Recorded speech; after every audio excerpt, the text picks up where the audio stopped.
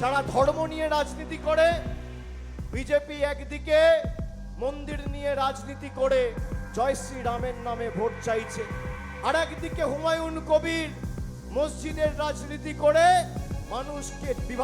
মানুষকে বিভ্রান্ত করে ধর্মের নামে ভোট চাইছে। আমি মন্দির মসজিদের রাজনীতি বাড়িতে করব। আমি যখন আমার ধর্ম অবলম্বন করে মন্দিরে গিয়ে পুজো বা মসজিদে গিয়ে আল্লাহর কাছে দোয়া চাইব, আমার ধর্ম আমি বাড়িতে করব, ধর্মীয় প্রতিষ্ঠানে করব। কিন্তু আমি যখন মানুষের ভোটে নির্বাচিত, আমার কোনো ধর্ম নেই, আমার একটাই ধর্ম, মানব ধর্ম, মানুষকে পরিষেবা দেওয়া।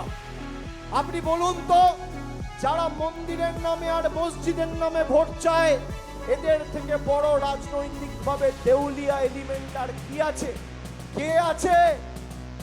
আর হঠাৎ করে তার মনে হলো বাবরি মসজিদ করতে হবে মুর্শিদাবাদে। বাবরি মসজিদ কবে ভাঙা হয়েছিল? 1992 সালে। প্রায় 27 বছর পরে সে বিজেপিতে গিয়ে যোগদান দিয়ে 2019-এ বিজেপির প্রার্থী হলো।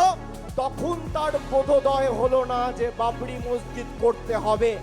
যারা বাবরি মসজিদ ভেঙেছিল, এই হুমায়ুন কবির তাদের সাথে হাত মিলিয়েছে। এদেরকে একটা ভোটও দেওয়া মানে পরোক্ষভাবে বিজেপি এবং মোদিকে ভোট দেওয়া, এটা মাথায় রাখতে হবে।